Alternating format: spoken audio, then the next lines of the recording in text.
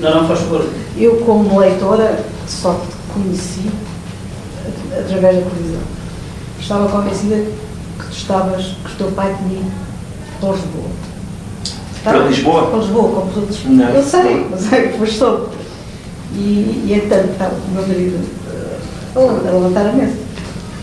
E sabia de ti, e quem é o gajo. E depois o meu homem disse, olha, tem que ver se não é este, estava assim, entrevistado. Só pai, esse gajo, não fez para crianças. Eu sou parecido com a minha família. Completamente. Olha, o Maru mais novo que tu conheceste, sei que em Cabo Verde. Sim, sim. Sim.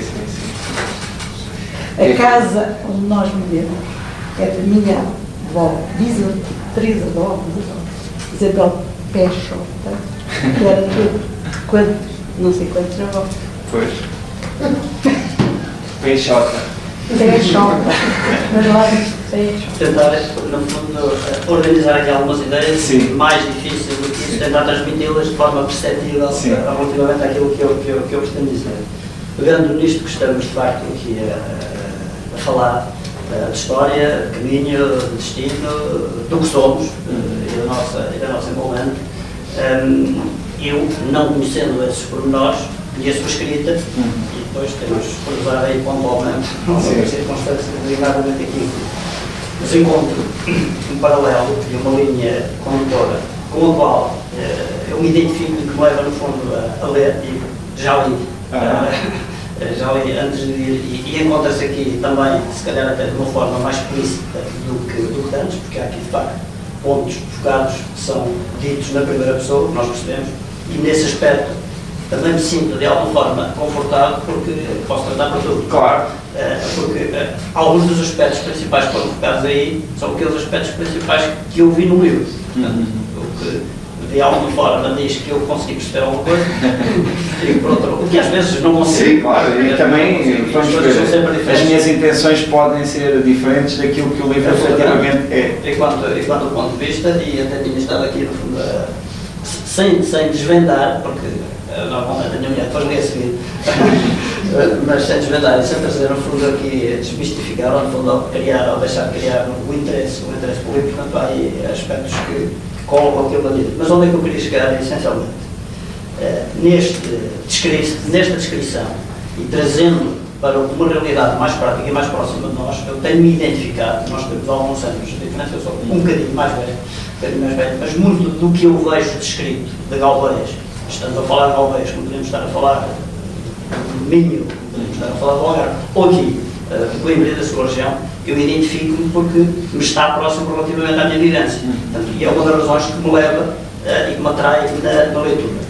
E trazia um bocadinho à discussão esta questão. Eu acho que, sem estar aqui a valorizar gerações comparativamente com outras, não é esse o aspecto. Eu acho que nós acabamos por nos enquadrar numa sociedade, hoje em dia, muito rápida, em que tudo passa muito depressa.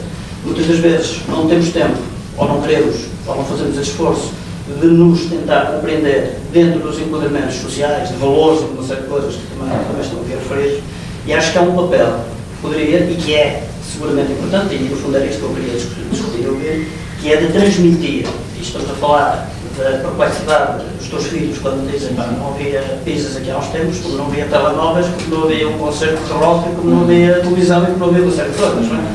E a proximidade no banho do tanque, do pesco que escorre o sumo pelas mãos e que se tirava não sei quantos.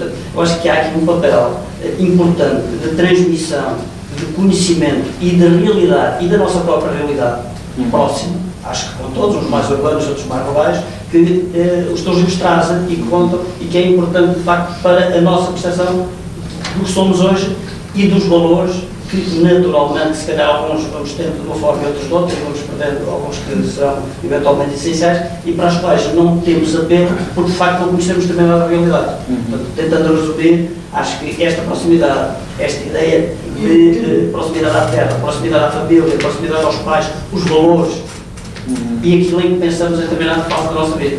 Sim, essas questões são muito importantes, porque eu, em vários aspectos, nomeadamente nesses nessas questões concretas, sinto que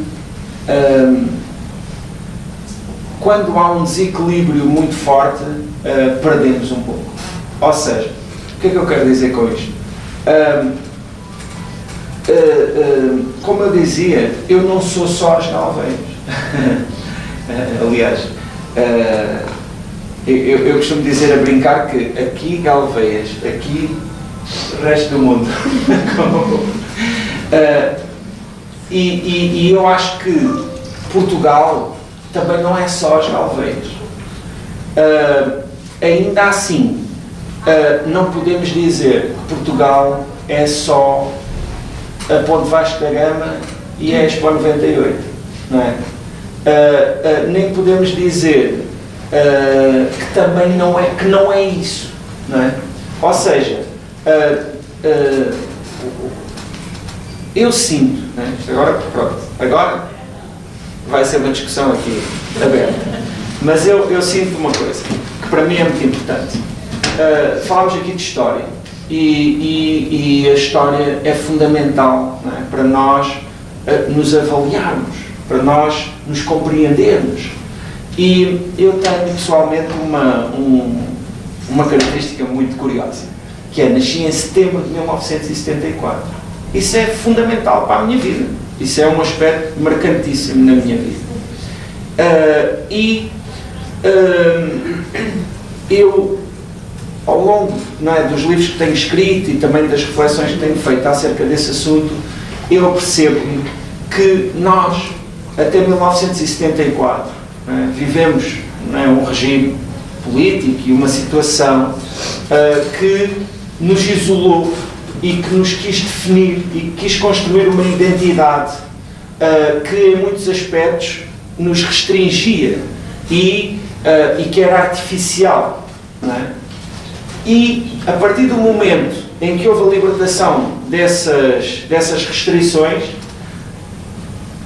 a partir de certa altura, de uma forma talvez não completamente, não é, fruto de uma decisão, mas de uma forma talvez até natural, se compensou essas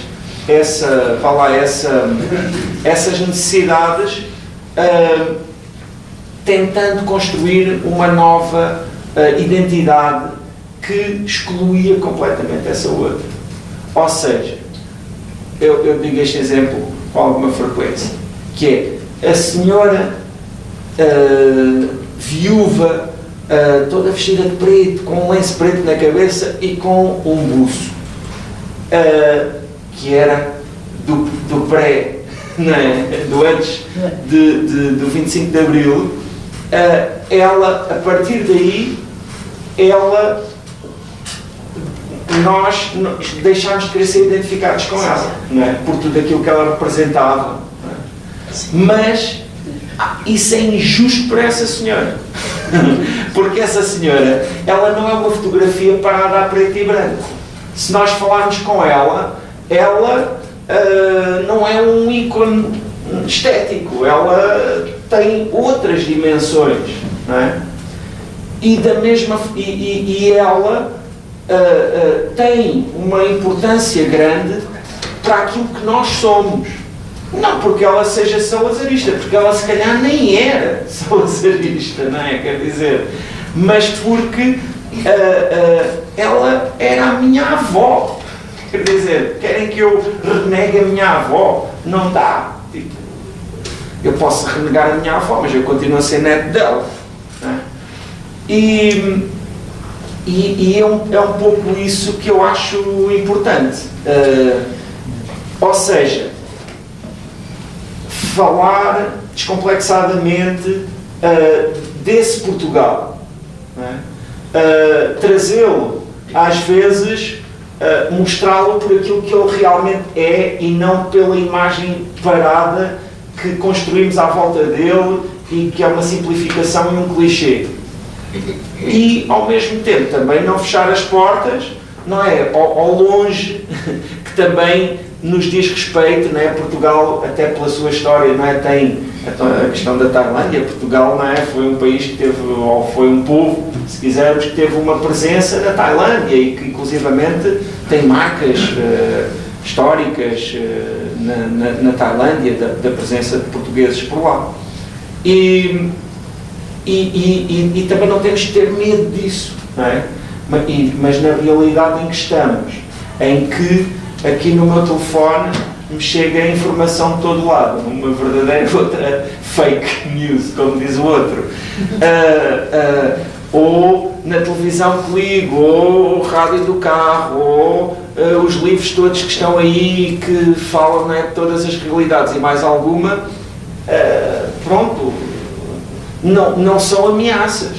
O que nós temos é também de alguma forma, isto é a minha ideia, temos de nos saber posicionar, temos de saber quem somos.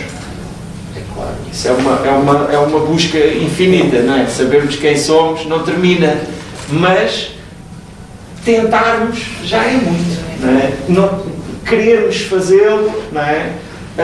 No fundo, pensarmos. no fundo, se eu pudesse dizer uma coisa às pessoas, o que eu gostava de dizer, não é? Isto pode parecer assim meio arrogante, mas o que eu acho que é importante dizer às pessoas é: pensem, questionem-se, não é? Nós, acho que felizmente também, pronto, felizmente para nós, pertencemos a uma cultura que, de certa forma, tem isso. Comparado com outras culturas, nomeadamente com outras culturas na Ásia, eu acho que nós temos uma tradição de nos questionarmos. E acho que não é mau, é positivo. Não sei, acho que me afastei. O livro é assim também. Começa uma coisa, mas depois termina noutra. A gente queria chamar a atenção, nós estamos a entrar na história das mentalidades. Que pertencem a um tempo longo. Porque isto não é bem, chegou no 25 de abril, no dia 26 todas as pessoas eram diferentes. Claro, até porque no dia 24 já havia pessoas, claro, que fizeram mover, antes do 25 de abril, de facto movimentos culturais, mentais, que o impulsionaram e que provocaram o 25 de abril. Hoje é mais fácil, as pessoas têm acesso a novidades de todo o género, temos forma de televisão. Pela primeira vez vi televisão aos 12 anos, no sábado Benfica-Barcelona para os campeões europeus, não é? Hoje as pessoas, os jovens, têm acesso a centenas de canais momentaneamente, ou a informação através da internet. E eu recordo que um dos fatores que levou de facto mudanças de mentalidade foi, por exemplo, já começava em biquíni, contrapunha às viúvas que havia nas nossas lojas. Também sou da ruralidade, sou Bragança, não é? Na década de 70 ainda se vivia num meio extremamente fechado, mas já havia novidades. Chegou o jean, calçado a boca de sino, a camisa às colinhas, não sei mais e tal. Portanto, a minissaia, não queria chegar por aí, mas durante, aliás, nós assistimos aqui nesta cidade ao movimento estudantil de 69, não é? E que provocou, de facto, mudanças culturais para a qualidade. Não há ali uma. Isto não é cerrado ali. Cuidado, o 24 de 74, depois já o 26 de esse é um vício de quem nasceu em 1974. Ou seja, para mim foi uma grande mudança, mas foi eu ter nascido. Já apanhou o sacrifício de outros. Exato. Não, é claro, aliás, até diria, pronto, esta minha ideia, esta minha teoria desta mudança ao nível da identidade do país, eu até diria que ela, de certa forma, assim na minha avaliação completamente isenta de algum... Não tenho aqui nenhuma pretensão sociológica, ou é só uma observação, mas eu sinto que realmente quando se estabelece esse Portugal que já não olha para o interior, é já na segunda metade dos anos 90, não é? Quando nós achamos que somos, não é, da Europa e somos e já estamos ao nível, não é, de já fazemos exposições e já temos a maior ponto do mundo. Eu sou notícia sobre Bragança. A 15 km de Bragança há lá uma aldeia chamada Rio do Moura. Há uma parte que é portuguesa e uma parte que é espanhola. Inteira. Se quisesse passar já nos 80, acho que foi várias fronteiras, se quisesse ir para o outro lado com a população do Rio do Moura, e pedir autorização à Isto era só para ver o mundo fechado. Claro. E há uma figura extremamente engraçada que, em relação carismática em relação ao nosso governante, que é chamado Botas. Sim, Botas. Significa qualquer coisa. Sim. Tem algum significado, caracteriza perfeitamente aquela época. Sim. Bem. Mas então, este livro tem esses dois mundos. Tem o mundo do lá longe e depois também tem esse outro mundo que tem coelheiras e que tem outras coisas do género. No fundo, exato. Tem das coelheiras a Las Vegas. Posso só pedir-te para pegares em 3 frases. Sim. António Machado, caminhante não há caminho, o caminho faz-se caminhando. José Luís Peixoto, o caminho é um lugar. Sim. E agora o título do livro. O caminho imperfeito. O caminho imperfeito. A palavra caminho está presente nestas 3 frases. A definição, a mais emblemática e que para mim pode vir a substituir a célebre de António Machado é o caminho a um lugar. Porque o caminho assume-se como qualquer coisa em movimento e o lugar como qualquer coisa fixa. E quando eu digo que aquilo que é movimento é fixo, eu digo, eu vivo agora, estou em movimento e aqui é o sítio. É aqui que eu moro no instante, eu tenho que fazer.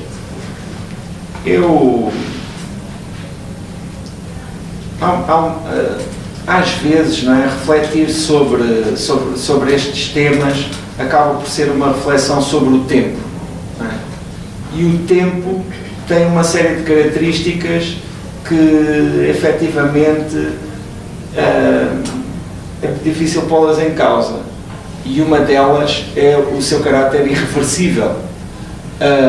Lá está, as tatuagens aqui no livro também às vezes são metáforas para falar disso, não é? Do quanto as coisas são irreversíveis, as palavras ditas não podem ser retiradas verdadeiramente, não é? Os gestos feitos também é muito difícil desfazê-los, e nessa medida já dizia o Camões, não é? Tudo muda e tudo está em constante mudança, e lá está, essa atualização de que falava é necessária justamente porque essa mudança existe, não é? Porque nós podemos permanecer no mesmo lugar, mas tudo está a mudar à nossa volta, então de certa forma nós também estamos a mudar. Vou ler aqui uma passagem que diz, fala sobre estas questões.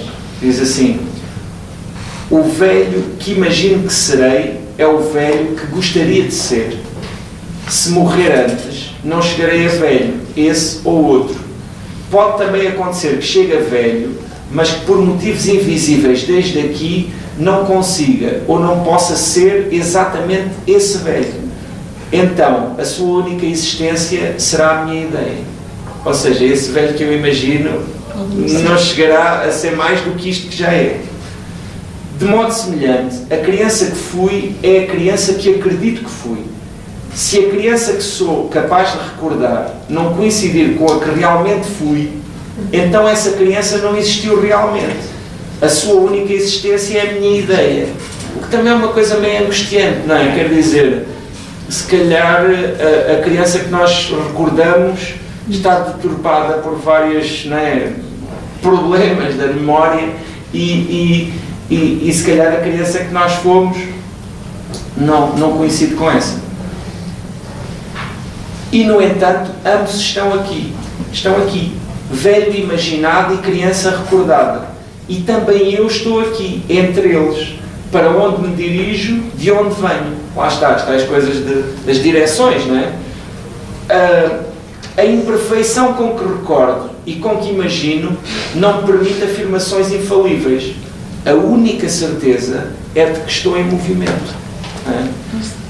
Sim. Só para referir, eu já li o livro quase todo, há uma parte do meio que eu não li. Comecei e terminei. Essa parte que leio foi das partes que eu gostei mais do livro. Achei num sentido perfeito. Num caminho perfeito, mas o sentido estava muito perfeito. Também queria dizer que comecei a ler o livro e, tendo ido à Tailândia, que já lá estive por 2 vezes, eu senti-me lá. Que bom. Então, perfeitamente. Não é daquelas pessoas que estão aqui também referidas que dizem eu fui à Tailândia e não é nada assim.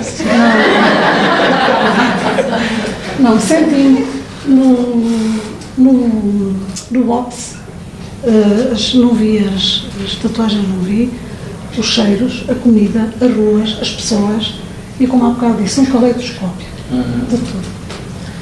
Mas, já agora, a propósito dessa questão do fui à Tailândia e não era nada assim, há aqui uma parte do livro em que se fala de algumas experiências minhas de viagens e de eu estar a escrever o livro e de ouvir na minha cabeça uma voz que diz fui à Tailândia e não é nada assim. Porque é normal, não é? Quando... Isto não tem nada de esotérico, isto é uma coisa muito concreta. Nós somos habitados por vozes. Essas vozes são ecos às vezes, de vozes que conhecemos ou às vezes dos nossos medos. Não é? E muitas vezes, parece-me que, aliás, como digo também no livro, a solução é encontrarmos, para já, não confundirmos essas vozes com... ou sermos capazes de as identificar e perceber aquilo que elas são, que é vozes, e depois tentarmos dialogar com elas, não é? Que são, sei lá, se houver aqui alguém que corra, por exemplo, há aquela voz que diz para, já estás a correr a 20 km, pensas o quê? Que vais conseguir bater o recorde? E então a pessoa tende a responder a essa voz: não, eu ainda sou capaz, não vou bater nenhum recorde, mas isto não é para bater nenhum recorde, é porque eu quero. E neste caso há essa voz que diz isso, à qual eu também dou algumas respostas, sendo que uma delas é que a Tailândia não é só uma, não é? Quer dizer, é bom que tenhamos tido esse encontro, mas também é completamente normal que outras pessoas vão à Tailândia e tenham experiências e impressões que diverjam muito da minha. Não tem também a ver um bocadinho, não tem sempre preocupatório de modo nenhum, com o livro anterior, Dentro do Segredo, e da visão que se pode ter do que escreves e do que outros dizem? O livro Dentro do Segredo é um livro que... Eu entendi isso também aí. Sim, é um livro que... por outras razões, tem um tema que aqui volta a estar presente, mas que no caso do livro Dentro do Segredo acaba por ficar um pouco camuflado, e eu sinto, pelo menos ao longo destes 5 anos, né, que o livro já tem de existência, eu sinto que esse tema nunca foi completamente, ou pelo menos, não é, nunca, isto não é bom de dizer, porque eu também não sei, não é, o que é que as outras pessoas leram no livro, mas das leituras que chegaram a mim, nunca encontrei uma que realmente me demonstrasse que tinha sentido a presença desse tema da forma como eu quis pôr. Então, é um fracasso. Mas que é a questão do turismo, não é? Porque aqui a questão do turismo está mais presente, não é? Porque a Tailândia é um país que recebe 30 milhões de turistas por ano e na qual o turismo é marcante, porque o turismo é a construção de uma narrativa para consumo, não é? O turismo é uma ideia que se constrói, seja na Tailândia ou em Portugal ou em qualquer outra parte, para ser consumido. Ela não é necessariamente negativa por isso, mas normalmente é. Ou seja, é como a televisão. A televisão não é má em si, mas muitas vezes faz-se um uso negativo daquelas possibilidades, não é? Eu também não creio que o turismo seja negativo em si próprio.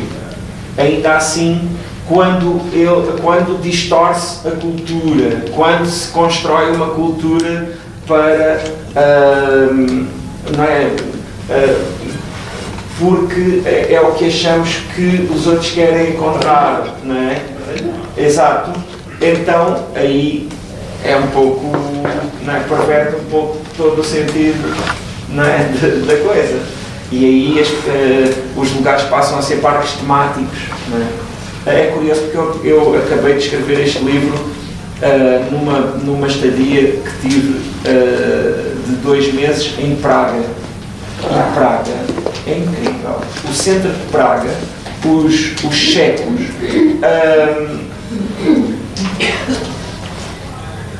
houve um que me dizia, para quem nasceu em Praga, hoje o centro de Praga é um buraco negro.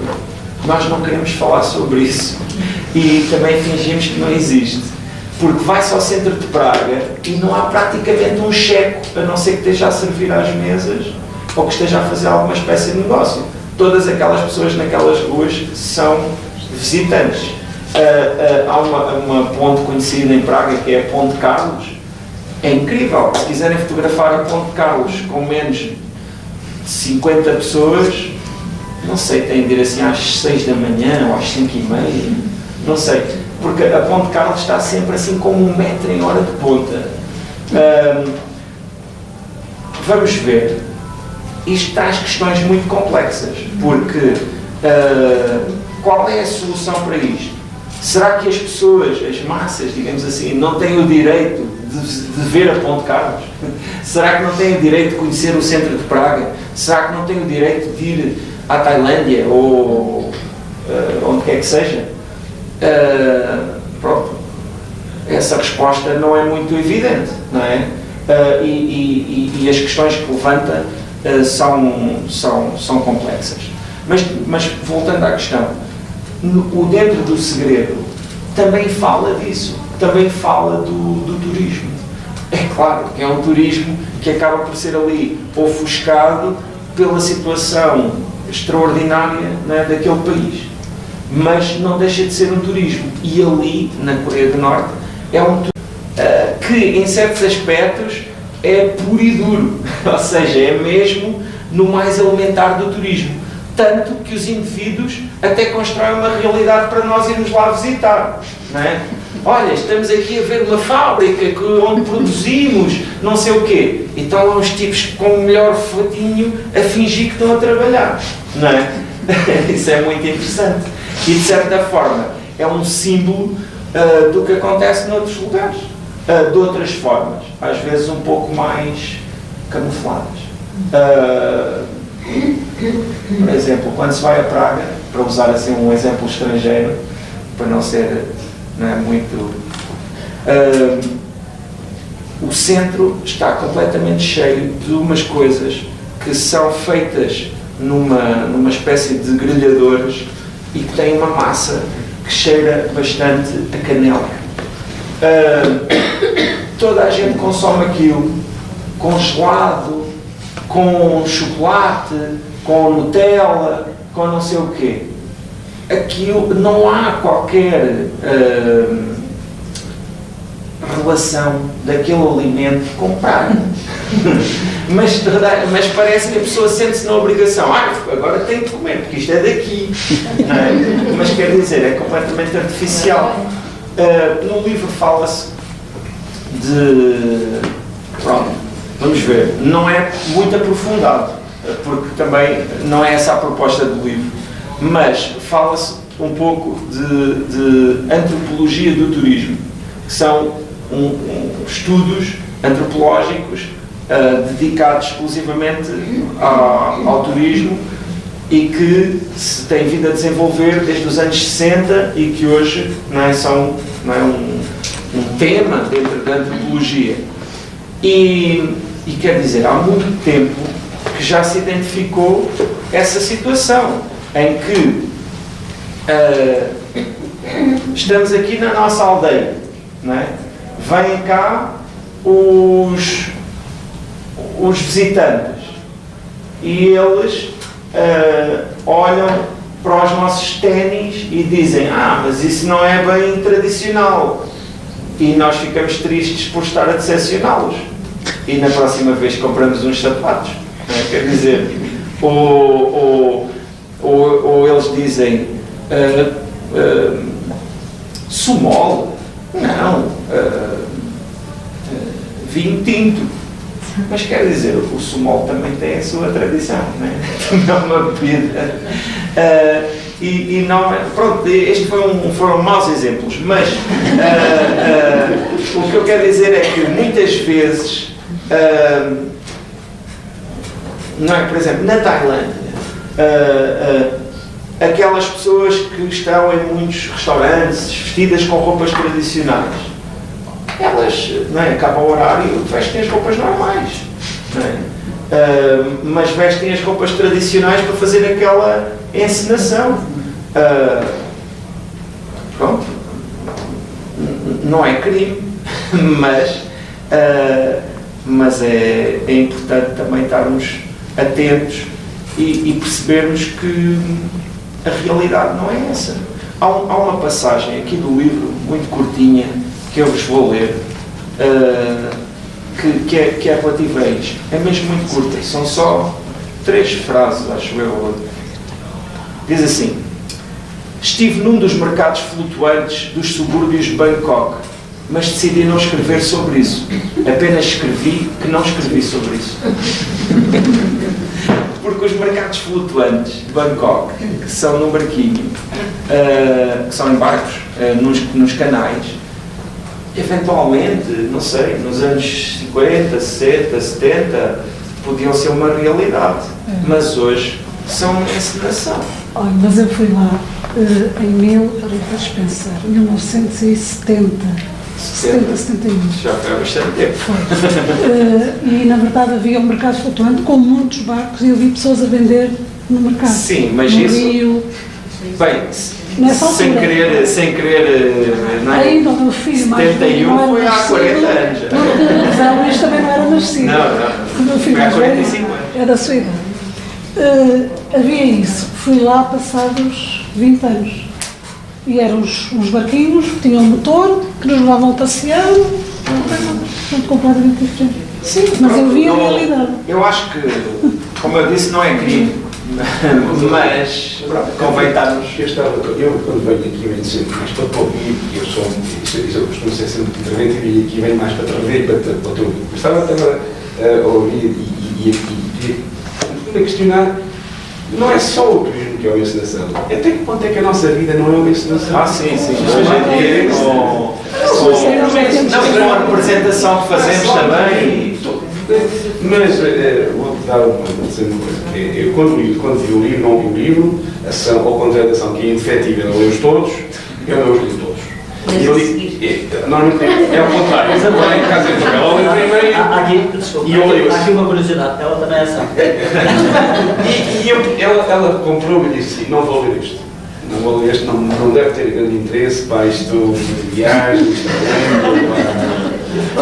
e já foi bom vir, porque eu ouvi o Cravo, ouvi-te a ti e não sei o quê, e ia começar o meu apetite para eu identificar com uma ideia completamente diferente de... Sim. Bom, também é para isso também que a gente... Sim, claro. Este livro... Não. Mas pronto, e não digo nada. Mas eu acho que essa é uma questão deste livro, realmente.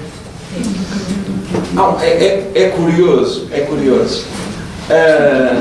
nós, não é, antes de lermos um livro, não sabemos o que é que lá está. Mas só o lemos porque temos uma imagem mental do que ele poderá ser, não é? E essa imagem mental, pronto, nós traçamos-la a partir de várias referências, não é? E eu sinto neste livro, pronto, como eu disse, há aqui um perigo, que é as pessoas pensarem que é um livro sobre a Tailândia exclusivamente, porque eu acho que essa é só a superfície. E aqui, mais do que no livro da Coreia do Norte, onde eu também, né, tentei que isso estivesse presente, mas mais do que nesse livro, este livro, as coisas sobre as quais eu escolho falar são sempre simbólicas de outras. Pode ser mais ou menos evidente, não é? E pode até acontecer que esse simbolismo se perca ou se distorça, mas posso-vos garantir que a minha escolha foi sempre feita com base nesse simbolismo. E claro, tentando também falar de várias coisas da Tailândia, não é? Porque a Tailândia religiosa, política. E porquê a Tailândia, e já que tens ido em uma enormidade de sítios, porque a Tailândia e não outros que também possam ter outro exotismo e sim. Também alguma... Essa foi uma das perguntas que eu coloquei quando tive essa crise da escrita do livro, porque em certa medida parecia-me que estava ali a inventar desculpas para me divertir. E na verdade a construção de algum objeto que tenha uma intenção artística tem sempre de envolver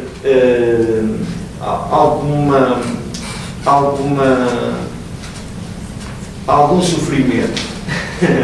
Quando é demasiado confortável, há que desconfiar. E neste caso, pronto, o sofrimento foi essa dificuldade de encontrar resposta a questões como essa. Porque, falando da questão do turismo, a Tailândia tem uma oferta turística que para um visitante ocidental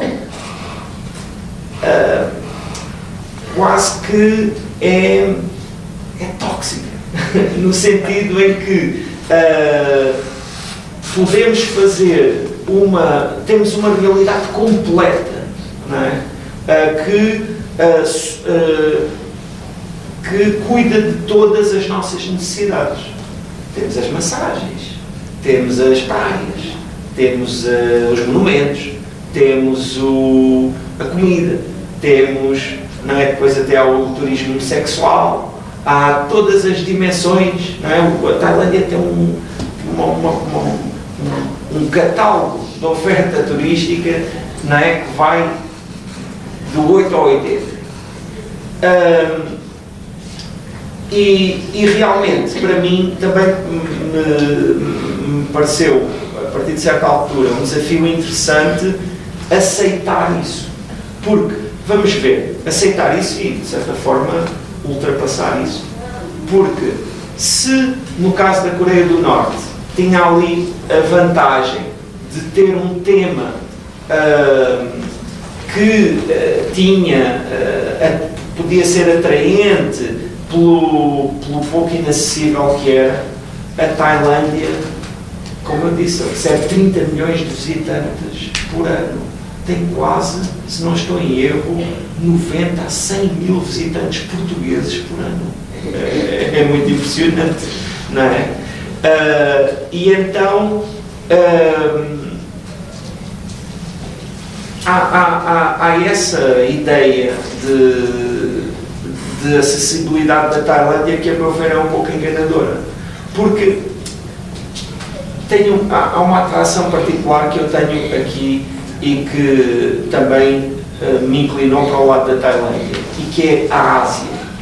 A Ásia enquanto continente, não é? Com todas as suas diferentes realidades, a meu ver, tem diferenças culturais, civilizacionais enormes em relação ao nosso padrão. E isso é muito estimulante, porque são mundos inteiros por descobrir e que não são tão acessíveis quanto nós julgamos, requerem uma certa dedicação. O livro fala muito do nome que os tailandeses têm para os estrangeiros ocidentais brancos, que é Farang. É um nome que é muito utilizado e que tem até uma certa ligação a Portugal, porque os portugueses foram os primeiros ocidentais brancos a chegar à Tailândia. E há aqui um pequeno excerto que eu acho que também acaba por ser expressivo. Vem logo no início e diz: Farang é a palavra que os tailandeses usam para se referir aos estrangeiros ocidentais brancos. Há mais de 400 anos, mercadores portugueses levaram as primeiras goiabas para a Tailândia. Entre muitas outras hipóteses, essa é uma das origens prováveis de chamar-se Farang aos estrangeiros brancos. Em tailandês, goiaba diz-se Farang. Às vezes, entre sons, é possível distinguir as sílabas de Farang, acompanhadas por prefixos, sufixos ou outras palavras. É usada também como parte dos nomes de produtos que chegaram pelas mãos dos estrangeiros brancos. Batata diz-se Man Farang, pastilha diz-se Mac Farang, coentro diz-se Phak Chi Farang. Aos turistas ocidentais brancos de baixos recursos, sandálias e mochila, os tailandeses chamam Farang Kinok, que significa literalmente Farang Cocó de Pássaro.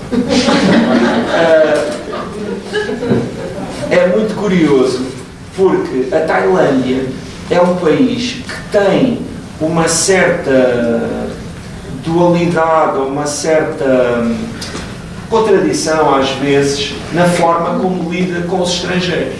Por um lado tem esta grande questão com os estrangeiros, que são muito importantes, não é, no turismo e que chegam aos milhões. Por outro lado, há a própria forma dos tailandeses, a própria cultura dos tailandeses, que faz com que também, como slogan publicitário e turístico, se chame muitas vezes o país dos sorrisos, não é? Que são sempre delicados, são sempre muito simpáticos, o que também vem na sequência da sua cultura de não confrontação, que é muito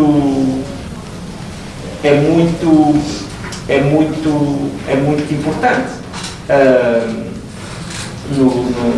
no contacto das pessoas. O conflito normalmente é evitado ao máximo.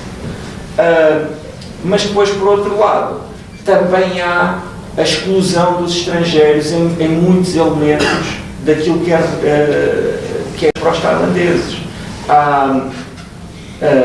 Há uma certa, como vem referido em vários pontos, há uma certa exclusão dos estrangeiros, há uma certa rejeição dos estrangeiros. Mas depois há outros aspectos. Na própria história da Tailândia, a Tailândia, não é, como é sabido, é um país que politicamente tem tido regimes muito duvidosos, não é? Ditaduras militares e regimes assim muito nacionalistas.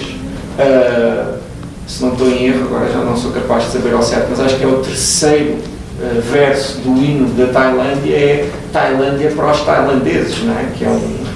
Que é um slogan nacionalista, não é? Ao mesmo tempo, e que se trata de um hino que foi composto por encomenda por um ditador dos anos 40, que na altura determinou, e ainda hoje se cumpre, que o hino seja tocado às 8 da manhã e às 6 da manhã nos canais públicos e em espaços públicos, e as pessoas ficam quietas a ouvir o hino. E que é um hino que tem esse tipo de vocabulário. Ao mesmo tempo, a Tailândia deixou de se chamar Sião também por característica, por questões nacionalistas, porque tem a ver com os Thai, não é? Que são uma etnia. E existe, por parte dos tailandeses, um orgulho nacionalista e étnico que é muito, muito forte. E que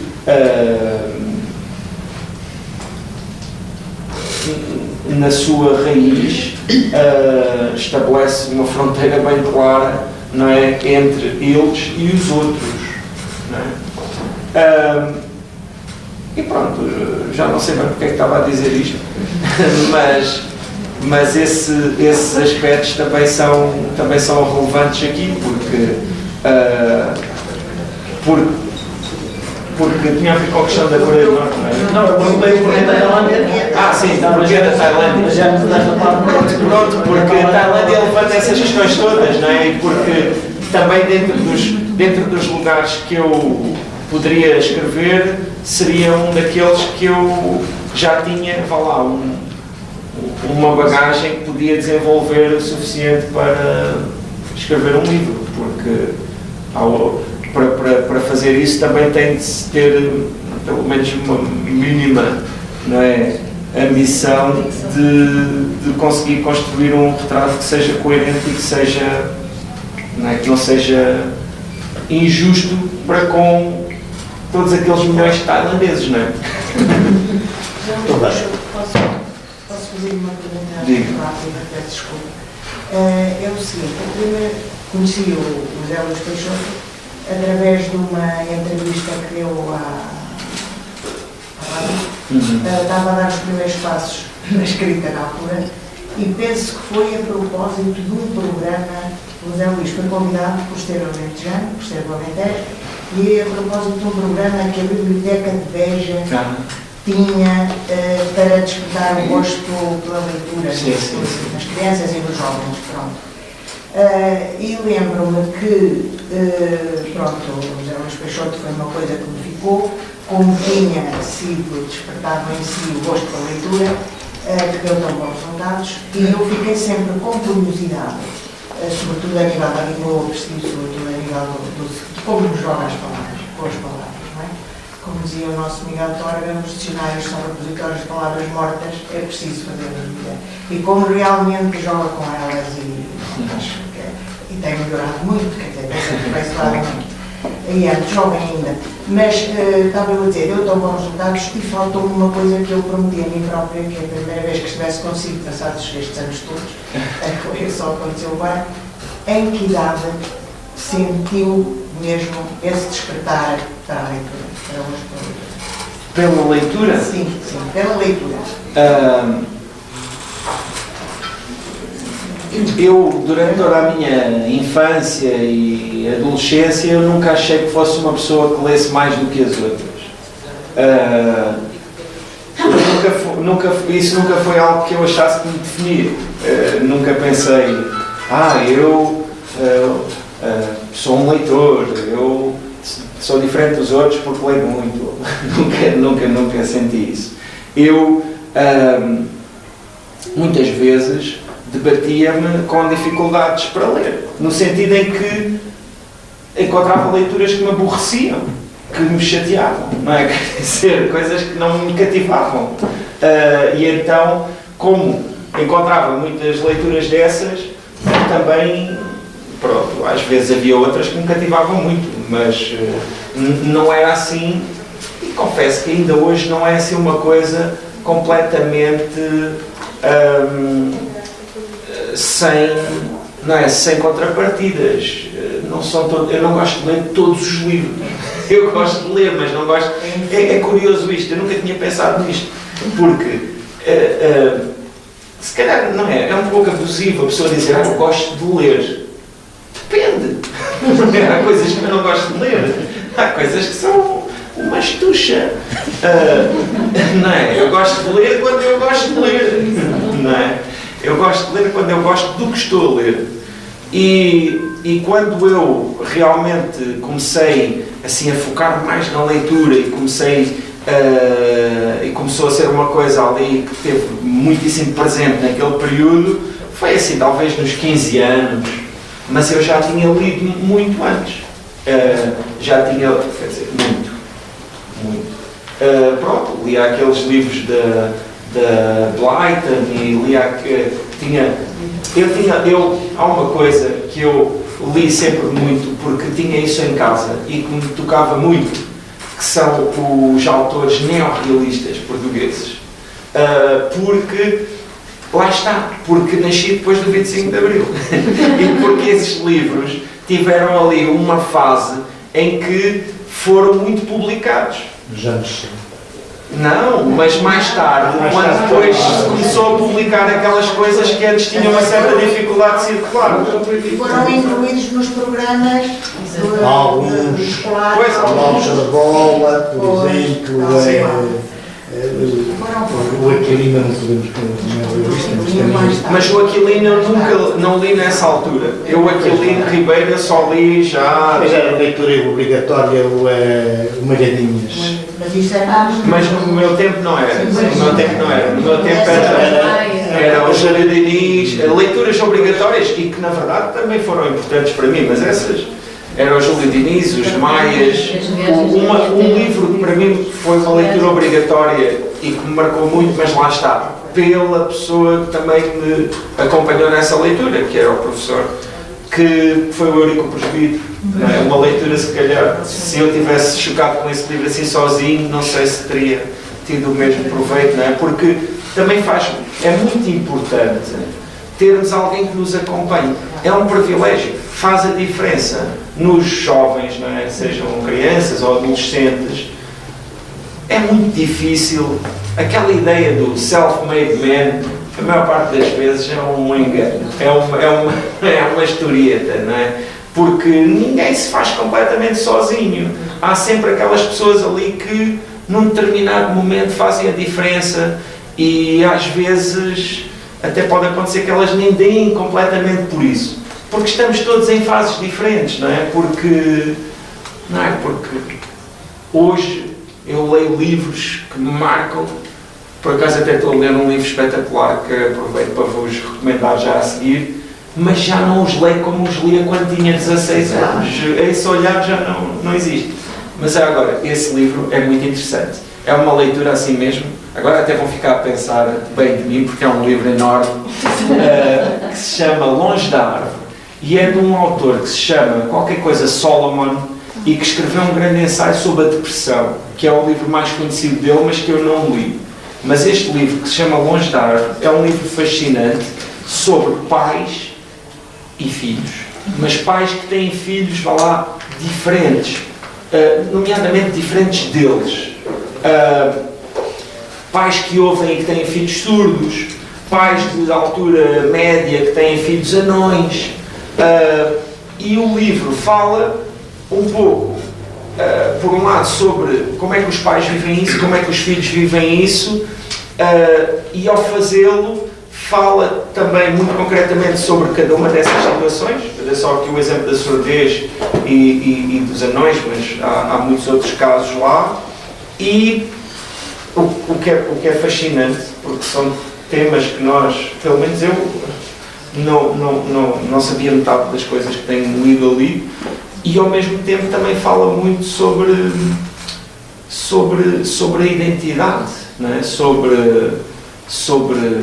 o que é ser surdo, o que é ser anão, como é que isso, não é, também se encaixa na sociedade e como é que a sociedade também trata isso, e dá muito o que pensar. É um livro, aproveito para fazer aqui esta sugestão, muito interessante. É um ensaio. É um ensaio, mas com muitas histórias. No fundo, aquilo é um conjunto de histórias enorme. Pronto. Agora Vamos então. Deixem. Ficam já aqui os dois, mas deixem fazer assim uma leitura pequenina só para fazer aquele. Tcharam! Algum excerto. Não, Eu escolho.